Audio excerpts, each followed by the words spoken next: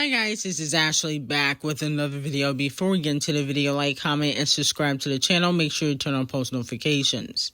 So the drama continues in female rap, and Icespxce allegedly is begging Nicki behind the scenes to help increase Y2K sales like she did for Icespxce EP, okay? As we know, Icespxce threw a lot of shade at Botchin' Pregnant in her new album. She dissed her on BB Belt and a few other records. I went over it in my review I did on Friday. And allegedly, Icespxce wants Nicki to hop on the BB Belt remix or the Fat Butt remix, okay, to increase Y2K sales like she did for Princess Diana. Okay, remember Princess Diana came out and then Nicki Minaj hopped on the Princess Diana remix. Now, it's been reported that unfortunately Y2K is dropping on the Paolify charts. On the US Global, she's dropping, I think it said 44 spots. In the US, it's like 30 spots. So this isn't good, okay? And she was taking all these shots at Botchin' Bitter, but unfortunately, the Barbs still have not supported her. She only gearing up to sell at least, they said, 23,000 first week, which is not good for Icespxce. I feel like Icespxce should be selling at least 50,000. Considering that she got a big push. So with Nicki Minaj hopping on BB Belt or hopping on Fat Butt, then, that will possibly increase the sales for the album like it did for her EP.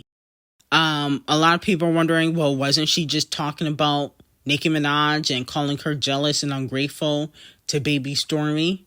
Yeah, she did. And she apologized to Nicki. For what I've been told, she apologized to Nicki behind the scenes.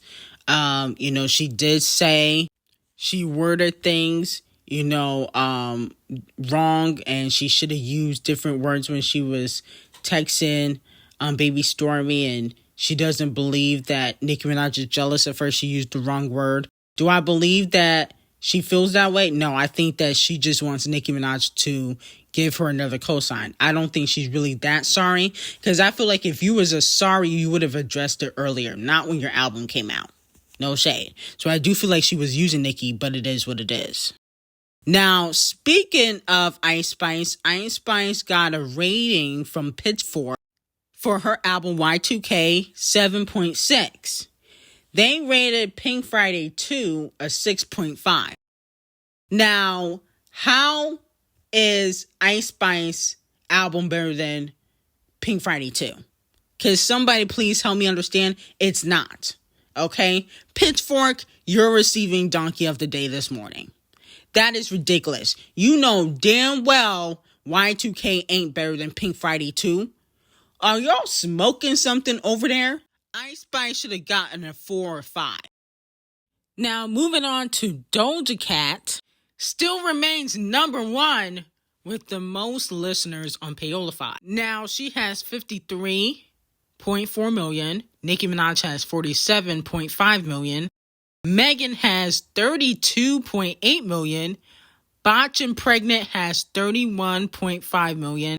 And Icespxce has moved into the top 5 and has 20.7 million. So congratulations to, for these ladies. Botchin' Bitter, I don't feel like she should be in the top 5 in my opinion. I think that a lot of her listeners are bots because at the end of the day, based on her recent numbers on Paolify and how she only did 700,000 streams on Paolify for the Rob 49 collaboration, I don't think that her listeners are humans. They're probably bots. So, I wouldn't be shocked if Icespxce surpassed her in the next year or so. But congratulations to Nicki Minaj, Megan Thee Stallion, Icespxce, and Doja Cat. Now, moving on to Botchin' Pregnant, unfortunately, it's looking worse for her, as the years go by, unfortunately, her collaboration with Rob 49 will not debut on the Hot 100. Maybe it'll go bubbling under. But based on talk of the charts predictions, it will not debut. But JT's Okay is supposed to re-enter the Hot 100 thanks to her City Cinderella mixtape dropping. Okay, supposed to re-enter at number 88 on the Hot 100.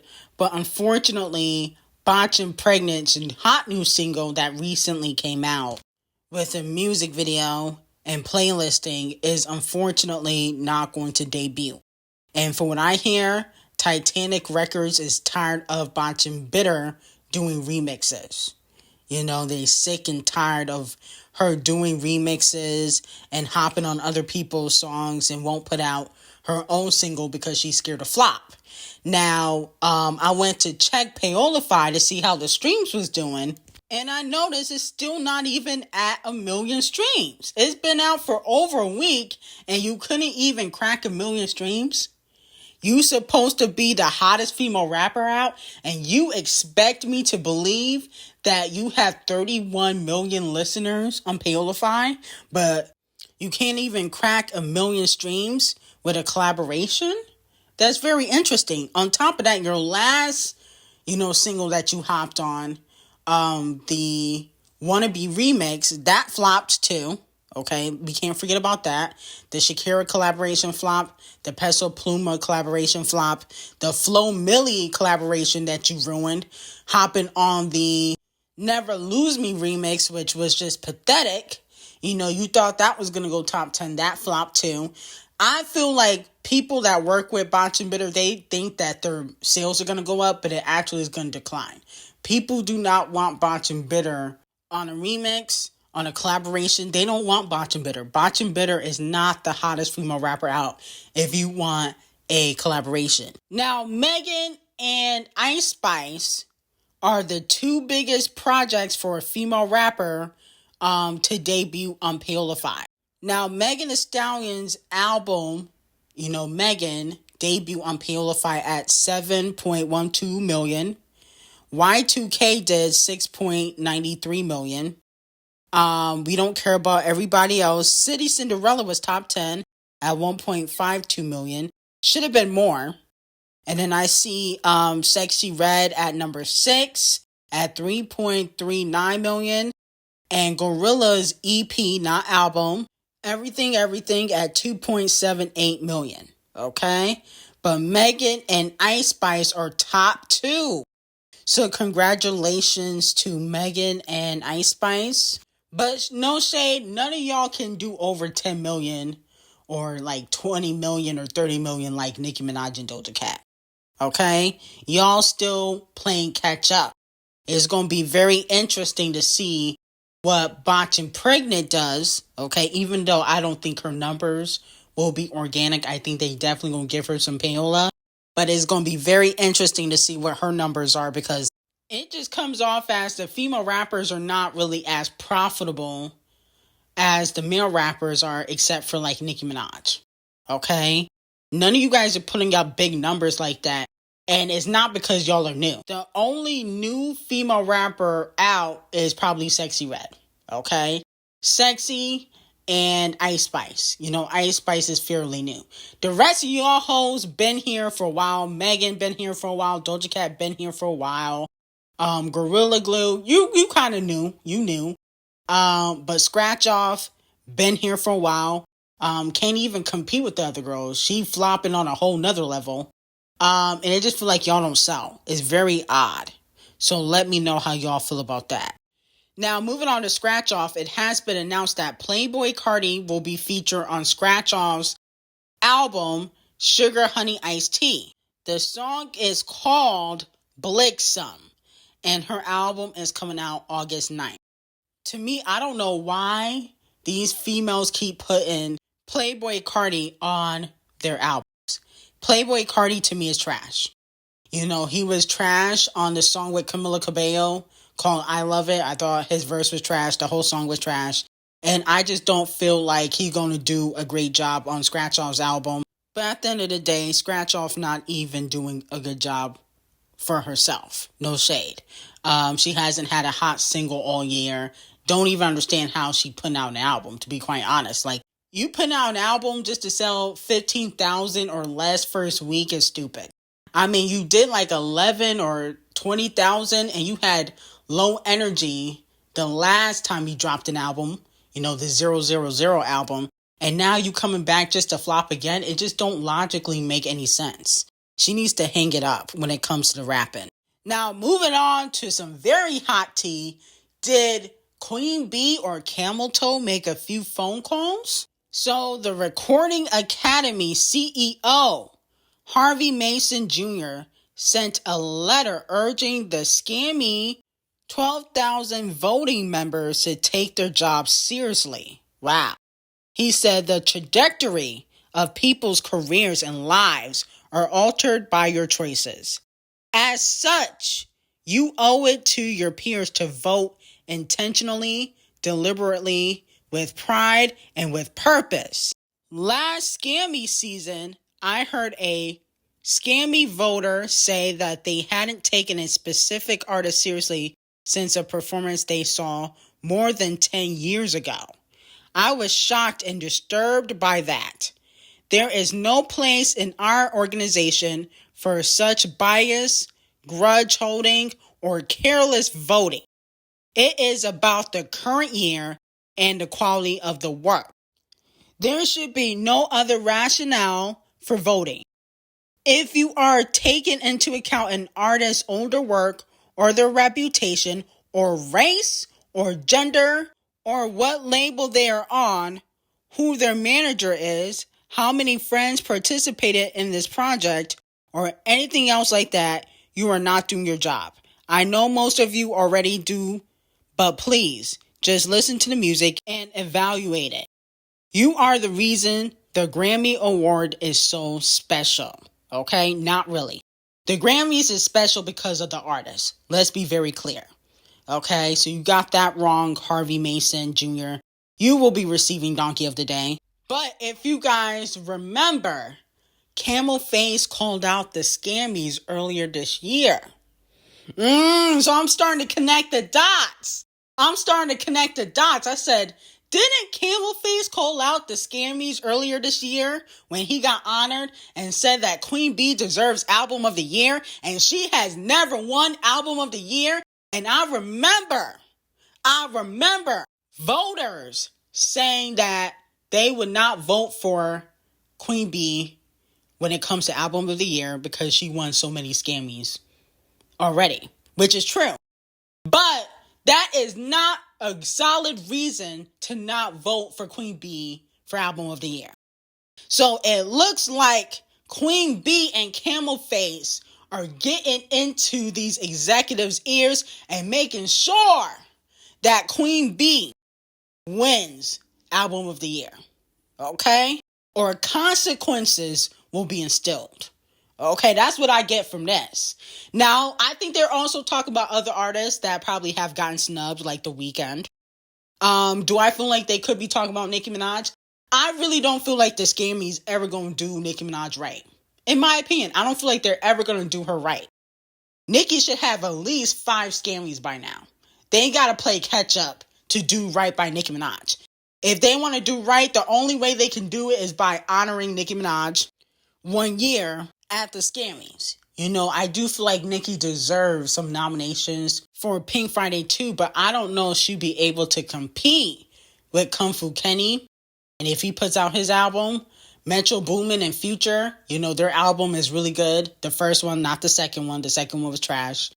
And then, Eminem also just dropped. So in that rap category, I feel like they're going to give it to Kung Fu Kenny or Eminem. Okay? So that's the only thing. But Nicki should have been had, scammies. I wonder if the performance they was talking about was the one Nicki Minaj did over 10 years ago. When she performed, I believe it was Roman's Holiday or something. And, the executives were upset about that. But either way, the scammies are trash. I don't even take the scammies seriously, okay? But it looks like Camel Face and Queen B, who sent the warning out earlier this year, they putting their foot down. Because if Queen B don't win Album of the Year for Cowboy Carter, best believe she gonna raise an uproar. Now it looks like Champagne Thickums is still bothered by Kung Fu Kenny. He posted a video of a fake Champagne Thickums dancing, and he quoted Kung Fu Kenny's Not Like Us by saying, sometimes you gotta pop out, okay? Which is one of Kung Fu Kenny's lyrics from Not Like Us. Sometimes you gotta pop out and show niggas. So it seems as though he's still bothered. You know, Champagne Thickums, if I was you, I would be worried about taking a break from music, going on a long hiatus, fixing your BBL, and trying to figure out how to get your next hit. You done dropped like 7 or 8 songs after Not Like Us came out, and they all flopped. Your Camila Cabello songs that recently came out like a few weeks ago flopped. The Sexy Red collaboration flopped. The Gordo collaboration flopped. You need to be worrying about getting your next hit, okay, instead of worrying about Kung Fu Kenny. You acting bothered by trying to act unbothered. You're not fooling anybody. Sit the F down. Donkey of the day to you. Now, there's a new female rap girl ranking based on skills, not sales. Megan's number 1. We got D0JA at 2, Cardi 3, Doja Cat 4, Gorilla Glue after Doja Cat at number 5. Scratch Off at number 6, Flo Milli at number 7, Rico Nasty at number 8, Mona Leo 9, and JT 10. Really? Okay.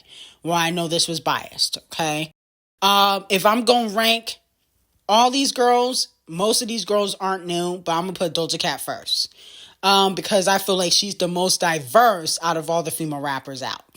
Okay, Doja Cat can do pop successfully. She can sing, she can do R&B, she can do Latin. Megan Thee Stallion can't do that. She can't do pop successfully. She has to do rap, TikTok rap. That's her lane. It is what it is. So Doja Cat will be number 1. After Doja Cat, I would personally, if I'm based on who I'm listening to right now, I'm putting JT for second. Then after JT, I'm going to put, and for me, for what I listen to, is going to be Flo Milli. Okay? And then after Flo Milli, I really don't care about the rest of them because I don't really listen to Rico Nasty. I don't listen to Mona Leo. I don't really listen to Gorilla Glue, but she definitely not top 5 in my opinion. Scratch Off is boring. So that's who I would rank it, you know. If I was doing my top 4, okay, it would be Doja Cat, and I'm basing on skills. This is based on skill level. Doja Cat would be number 1, regardless. Even if it was based on sales, Doja Cat would be number 1. But Doja would be number 1. JT would be number 2 for me. Then who else did I say? Flo Milli. And I forgot the other person I might have mentioned, but the rest of you hoes I really don't care about. Now, moving on to Payola Board. Payola Board dubs Angel of My Dreams by Jade from Little Mix. If you don't know who Jade is, she's from the Little Mix group. I think they broke up. They said her single is one of the best singles of 2024. Now, I listened to the song, and I would have to disagree. Okay? Definitely not one of the best singles of 2024. It was a cute song. You know, the music video was cute, a little bit cheaply done, but cute. I would definitely give it like a 6 or 7, 6 or 7 out of 10. But it definitely, for me, I will never listen to that single again. Like, to me, it doesn't have replay value. So I don't understand how it could be deemed as one of the best singles of 2024, and it just don't have replay value to me, though. Okay? So let me know if y'all listen to this single, if you liked it. Payola Board said that it was one of the best singles of 2024. Seems as though her team probably paid for that title or article to be posted, because it definitely wasn't. But anyway, I got some hot tea on Patreon. Link will be in the description. Have a great day.